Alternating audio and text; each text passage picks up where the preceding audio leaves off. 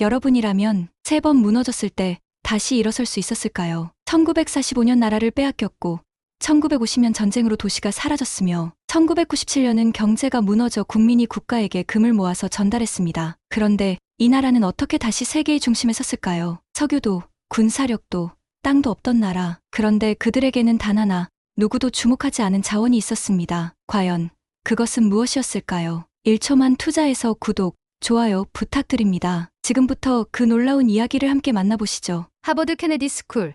벽마다 역사적 인물의 초상화가 걸려있는 오래된 세미나실 노란 전등 불빛 아래 세계 각국의 수재들이 반짝이는 눈빛을 주고받고 있었습니다. 국가 경쟁력과 21세기 자원의 의미라는 제목의 세미나. 처음부터 분위기는 뜨거웠습니다. 우리는 천연다스를 바탕으로 에너지 패권을 장악하고 있죠. 러시아 출신의 남학생이 자랑스럽게 말하자 옆자리 학생들이 고개를 끄덕였습니다. 저희는 국방력이죠. GDP 대비 세계 최대 규모의 군사력을 유지하고 있으니까요. 미국 출신의 여학생은 손가락으로 세계 지도를 가리키며 말을 이어갔습니다. 아프리카는 인구가 무기입니다. 우린 젊습니다.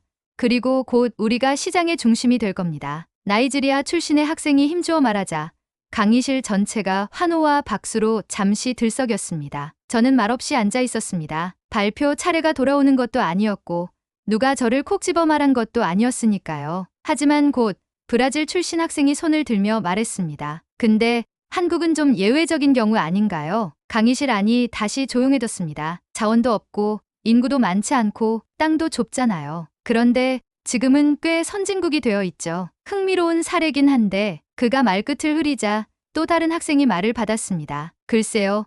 일본 기술을 베낀 거 아니었어요? 솔직히 미국이 없었으면 지금도 후진국이었겠죠. 주한미군 아니었으면 벌써 북한한테 먹혔을 거라고요. 맞아요. 군사도 자원도 인구도 없는데 뭘로 버틴 건지 도무지 모르겠네요. 저는 여전히 입을 다물고 있었지만 심장이 조금씩 빨라졌습니다. 저를 향한 직접적인 발언은 아니었지만 마치 제 존재 자체가 반박당하는 기분이었습니다. 누군가의 비아냥거리는 웃음소리가 들렸고 제 책상 밑으로 내려간 손이 조금씩 떨리기 시작했습니다. 그때 교수님이 조용히 말했습니다. 정한 씨, 혹시 한국에 대해 간단히 설명해 주실 수 있겠습니까? 교수님의 말에 저는 가볍게 고개를 끄덕이고 자리에서 일어났습니다. 원래 오늘은 발표자가 아니었지만 교수님의 배려였는지도 모릅니다. 노트북을 열어 미리 준비해 두었던 옛 자료 하나를 열었습니다. 스크린에 첫 슬라이드가 떴습니다. 폐허가 된 서울의 사진. 1950년 한국전쟁 직후의 모습이었습니다. 앙상하게 부서진 건물들,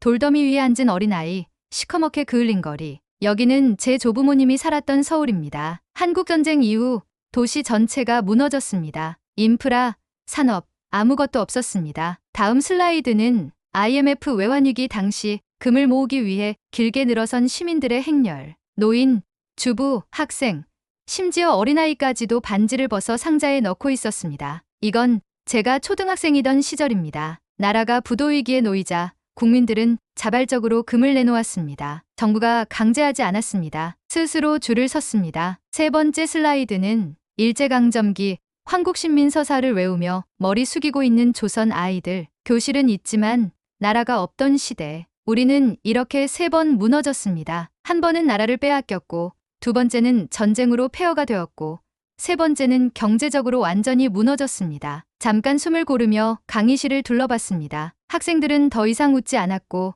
교수님은 손을 모은 채 저를 바라보고 계셨습니다. 하지만 3번 모두 사람의 힘으로 다시 일어섰습니다. 우리는 자원이 없었습니다. 그래서 사람에게 투자했습니다. 스크린은 이제 서울의 야경이 펼쳐졌습니다. 빌딩 사이를 오가는 전철, 불빛으로 가득한 거리. 세계에서 가장 빠른 인터넷 속도를 자랑하는 도시의 모습이었습니다. 누구는 한국을 기술만 베낀 나라라 말합니다. 하지만 기술은 도둑질로 성장하지 않습니다. 그것은 시간과 반복, 그리고 집요한 학습의 결과입니다. 그 중심에는 늘 사람이 있었습니다. 강의실 안은 조용해졌습니다. 누군가는 조용히 필기를 하고 있었고 또 어떤 이는 손에 쥐고 있던 논문을 덮어두고 있었습니다. 저는 아직 할 이야기가 많았습니다. 아니, 꼭 해야만 했습니다. 우리는 자원이 없어 절박했습니다. 그리고 그 절박함이 곧 경쟁력이 되었습니다. 저는 그렇게 말하며 또 하나의 슬라이드를 띄웠습니다. 1990년대부터 현재까지 이어진 한국의 교육 투자 그래프, 그리고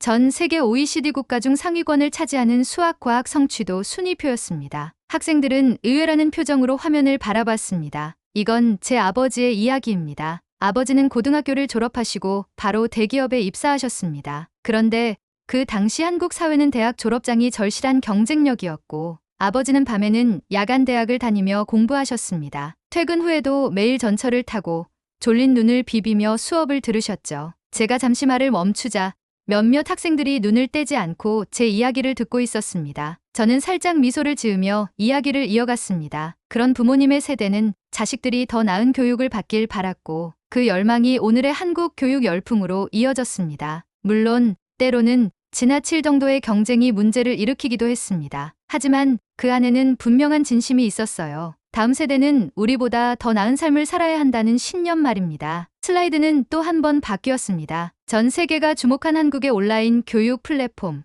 AI 기반 진단 시스템, 그리고 팬데믹 당시 세계에서 가장 빠르게 비대면 학습 환경을 갖춘 모습이 영상으로 재생되었습니다. 2020년 팬데믹이 시작되었을 때 한국은 단 2주 만에 모든 공교육 시스템을 온라인으로 전환했습니다. 서버가 멈추지 않았고 교사들은 혼란 속에서도 새로운 기술을 익히며 수업을 이어갔습니다. 그건 단순한 기술력의 문제가 아니라 멈추지 않으려는 의지였죠. 학생들 사이에서 조용한 탄성이 흘러나왔습니다. 그제야 저는 자신감을 조금 되찾은 듯했습니다. 주눅 들지 않고 조금 더 단단한 목소리로 말을 이어갔습니다. 한국의 문화산업도 사람 중심입니다. K-드라마, K-팝, 웹툰, 게임, 그리고 유튜브 크리에이터들까지 콘텐츠는 결국 사람의 이야기입니다. 우리가 누구인지, 무엇을 꿈꾸는지, 어떻게 살아왔는지를 담는 거죠. 또 하나의 슬라이드를 넘겼습니다. 방탄소년단 BTS의 UN 연설 장면, 오징어 게임의 글로벌 흥행 기록, 그리고 넷플릭스에서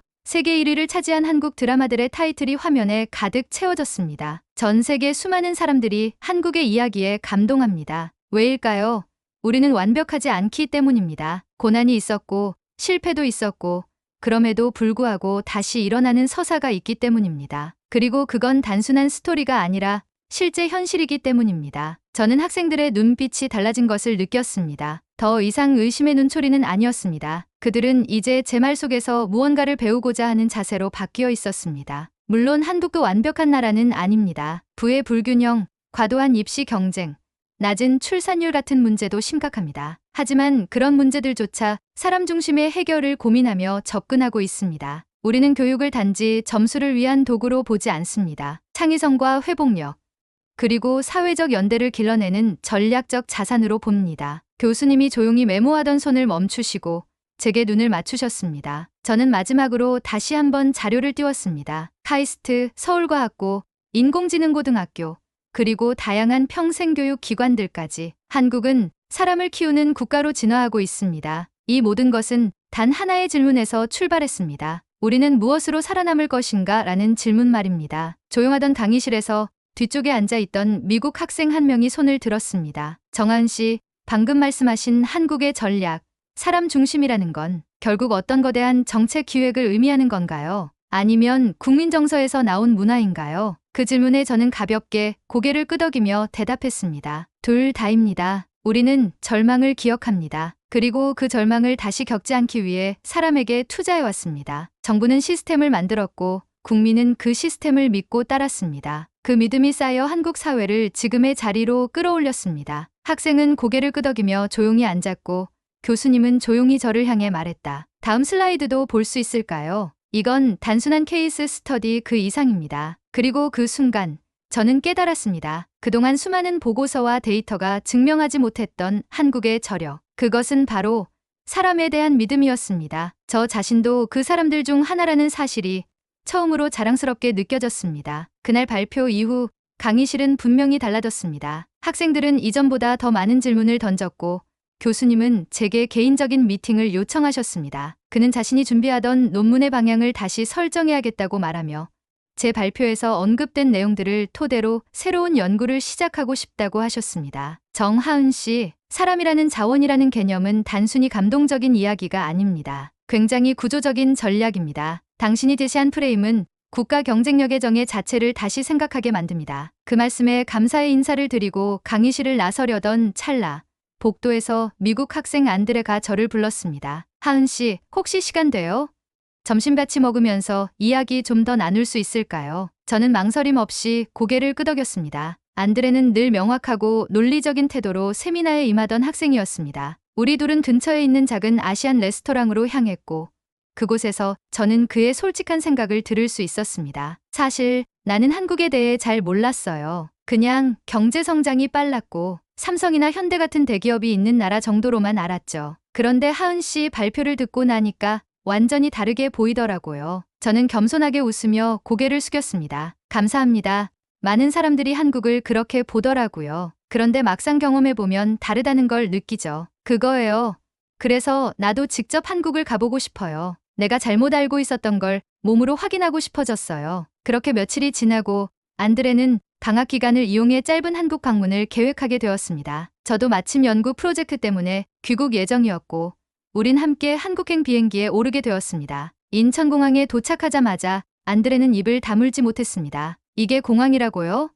미국 공항보다 훨씬 깨끗하고 조용하잖아요. 줄도 없고 공항버스 안내도 너무 친절해. 그의 반응은 예상보다 더 놀라웠습니다. 공항버스를 타고 서울로 향하는 동안 그는 창밖으로 펼쳐지는 도심의 풍경을 조용히 바라보았습니다. 수많은 아파트 단지, 정비된 도로, 빠르게 움직이는 대중교통, 그리고 도심 한복판에서 느껴지는 안정감과 질서. 하은 씨, 여긴 정말 혼돈이 없네요. 미국 도시들은 다 어디선가 쿵쾅대는 소리가 들리는데 여긴 신기할 정도로 조용해요. 이튿날 저는 안드레와 함께 한국 교육 관련 기관 방문 일정을 소화했습니다. 서울의 한 고등학교에서 열린 공개 수업 현장을 찾았고 학생들의 태도에 그는 또 한 번 감탄했습니다. 얘들 수업 시간에 왜 이렇게 집중을 잘하죠?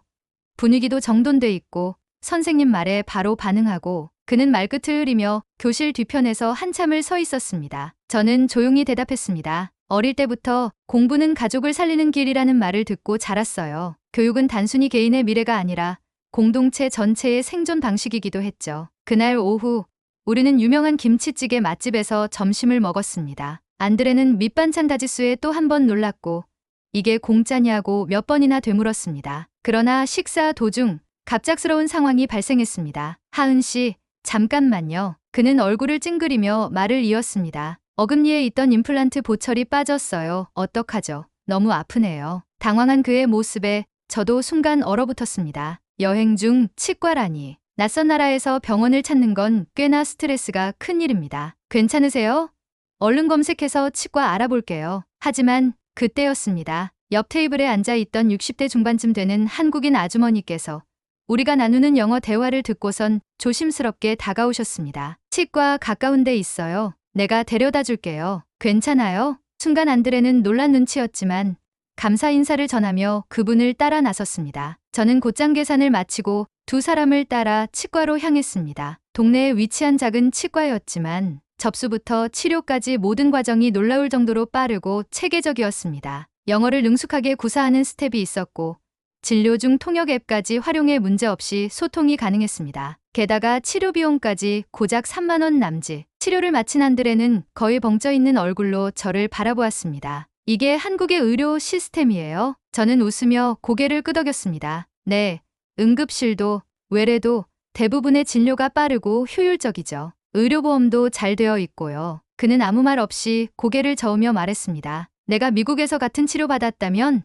최소 500달러는 들었을 거야. 예약은 몇 주 기다려야 했을 거고. 그 순간 안드레의 눈빛이 조금 달라졌습니다. 단순한 관광객의 시선이 아니었습니다. 그는 무언가를 깨달은 듯 조용히 말했습니다. 정하은 씨, 한국은 정말 다른 방식으로 강한 나라네요. 제가 몰랐던 게 너무 많았어요. 이제야 사람이라는 자원이 무슨 의미인지 알겠어요. 한국 방문 마지막 날 아침, 안드레는 조용히 짐을 챙기며 창밖을 오래도록 바라보고 있었습니다. 서울의 아파트 단지 사이로 아침 햇살이 비추고 어김없이 출근길 인파가 정해진 리듬처럼 움직이고 있었습니다. 저는 커피 두 잔을 챙겨 들고 그 옆에 조용히 앉았습니다. 서울은 참 살아있는 도시 같아요. 사람들의 리듬이 너무 정확해서 마치 하나의 거대한 유기체 같다는 느낌을 받았어요. 그는 그렇게 말하며 커피를 한 모금 마셨습니다. 저는 웃으며 대답했습니다. 처음엔 그게 좀 버거워 보이기도 하죠. 하지만 이 도시는 누구 하나 쉬지 않고 움직이는 대신 그 안에서 스스로 질서를 만들어가요.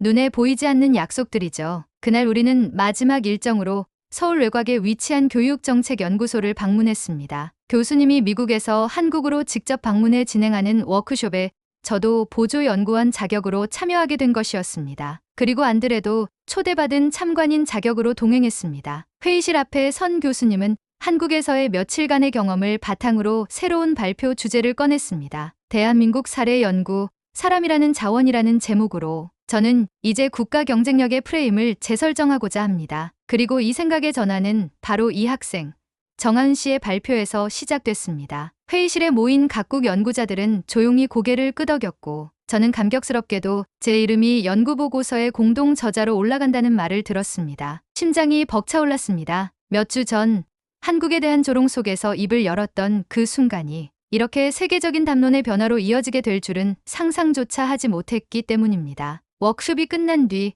교수님은 서울 시내 한 고등학교를 방문하고 싶다고 하셨습니다. 저는 안내를 자청했고 그 길에 안드레도 동행했습니다. 우리가 도착한 고등학교는 외곽의 평범한 일반계 고등학교였습니다. 특별히 우수한 특목고도 유명한 자사고도 아니었지만 학교 안에는 아이들의 활기찬 목소리와 정리정돈된 복도, 교실마다 스며드는 햇살이 있었습니다. 한 수업을 참관한 교수님은 강의가 끝난 뒤 조용히 말했습니다. 이 아이들이 바로 이 나라의 자원이군요. 교실 하나하나에 국가의 미래가 담겨 있다는 말, 이제 실감이 납니다. 그 말에 안드레도 고개를 끄덕였습니다. 그리고 그걸 위해 온 사회가 작동하고 있다는 것도요. 부모, 교사, 정부, 그리고 아이들 자신까지 모두가 한 방향을 바라보고 있는 느낌이에요. 학교를 나오는 길, 저는 메일 한 통을 작성했습니다. 바로 그 교수님께 드리는 감사 인사였습니다. 제목, 진심을 담아 사람이라는 자원의 의미를 다시 생각하며 내용은 짧았지만 제 마음을 고스란히 담았습니다. 교수님,